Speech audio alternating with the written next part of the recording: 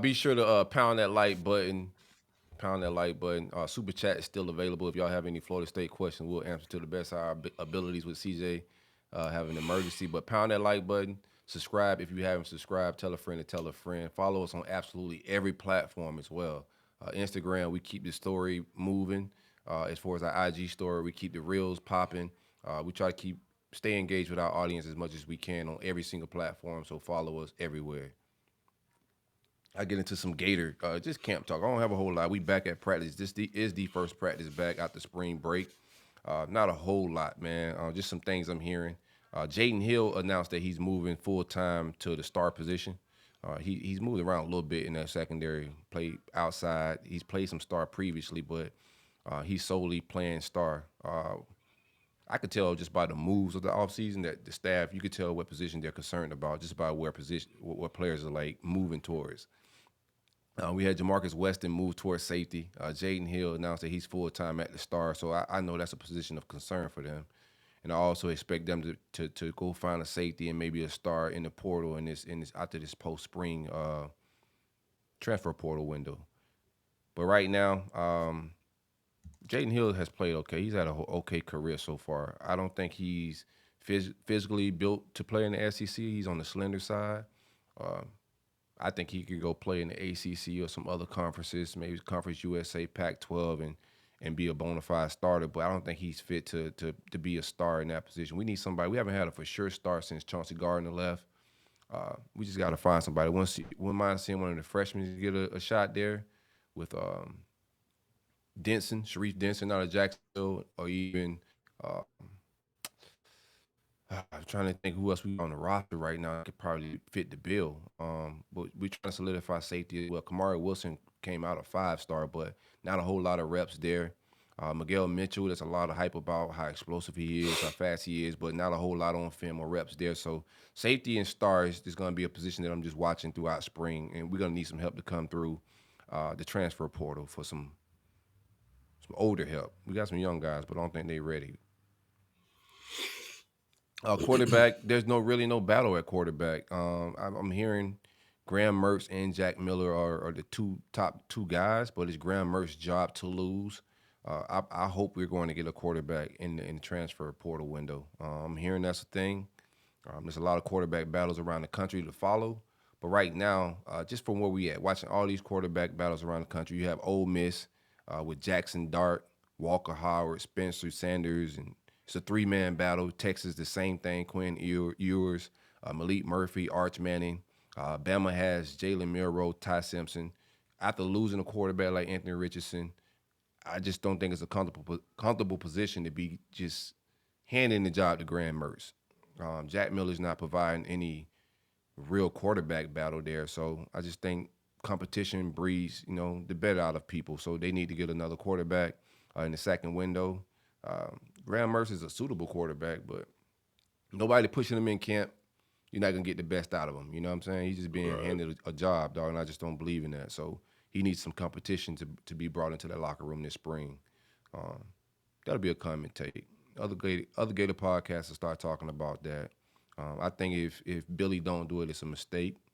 Just from a competition standpoint, Jack Miller and Graham Mertz can't be the guys. You look at all the quarterbacks around the SEC, that can't be your quarterback competition. You got somebody to that room to just mix something up. Very interesting to see how Ole Miss plays out with Jackson Dart, who coming back. I think we're gonna go out to one of these. Ole Miss quarterback. You have the Bama situation with Jalen Milroe, Ty Simpson. I don't know what the likelihood of all of them guys jumping in the portal, but I'm pretty sure we're gonna. And Malik Murphy at Texas is gonna be one to watch because he came in last year before Arch Manning, so it's gonna be interesting to see if Arch passes him up. What does he do? He's Mhm. probably gonna make a move. But that's where I'm at with it. We got to get a guy in the portal, man, in that position. Outside wide receiver, I'm just looking for the young guys to take the lead there. Just from things I'm hearing, of course, Xavier Henderson, we know what we get out of him. Jaquavion Frazier, those are older, big body guys. These quarterbacks are average. They're not anything spectacular, so we're gonna need receivers that can separate to make these guys better. And I think Andy Jean and Caleb Douglas have the ability to do that. And I hope I'm expecting them to climb the depth chart and take some snaps away, if not the starting job, away from the older guys, Xavier Henderson and Jaquavion Frazier. Michael Mazuka is everything advertised coming out of Baylor, leader. Um, I'm hearing that his presence on the offensive line is just as good as Osiris Torrance last year. I'm not saying that they have the same makeup, they're gonna have the same type of season. They're both gonna be first round draft picks. But they're saying his effect as a leader in understanding blocking schemes, adapting quick, very similar. Run game is going to be powerful, bro. We're going to have to bank on it. Obviously, teams going to load the box. So we're going to need wide receivers, like I said, to be able to win one-on-ones and make some things happen on the outside because our run game is going to be the strength of the team, and teams are definitely going to load the box on us. Pause.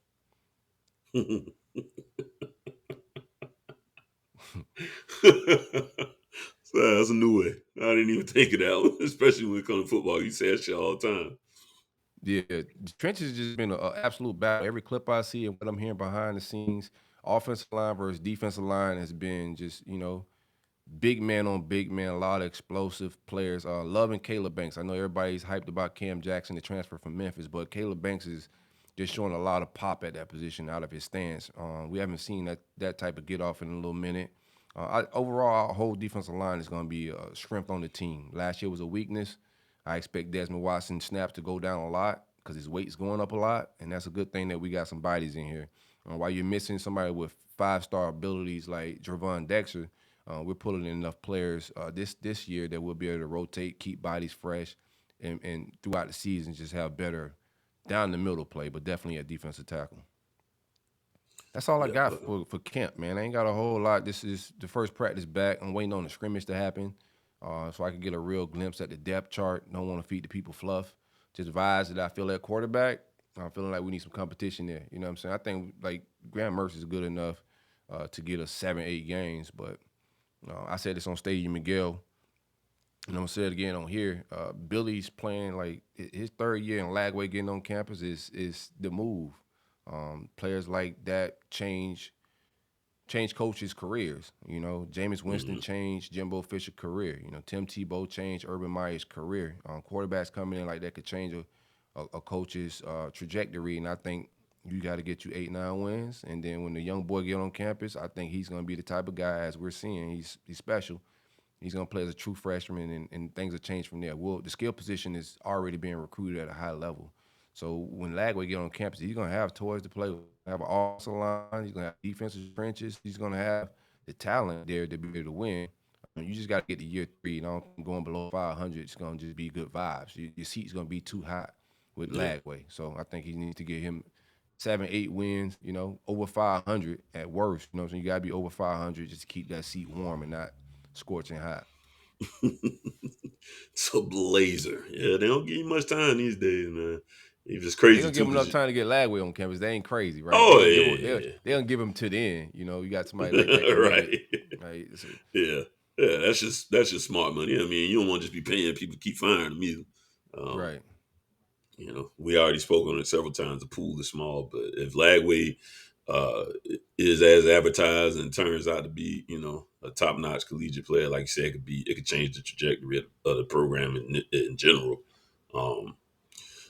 Couple of spring notes from us. My Just got last back. thing. Oh, my My fault. Go last ahead. Go thing. ahead. No, this is on me. More my mistake than yours. When players start moving like that, position, especially later on in their careers, the next move is probably the transfer portal. So Jaydon Hill, no slight to him, but if he's moving a position, also that's solidified too. I think that outside corner spot is kind of deep and solidified. So if Jaydon Hill wants to get on the field, he's probably gonna go to the open spot. But if that don't work out, then he's probably gonna hit the portal. Same thing with Jamarcus Weston that moved from wide receiver to safety. If he don't move up the depth chart pretty fast in this offseason at safety, he's likely to hit the portal and find somewhere he could play. That's all I got, bro. All good. Yeah. I mean, that's the name of the game. Everybody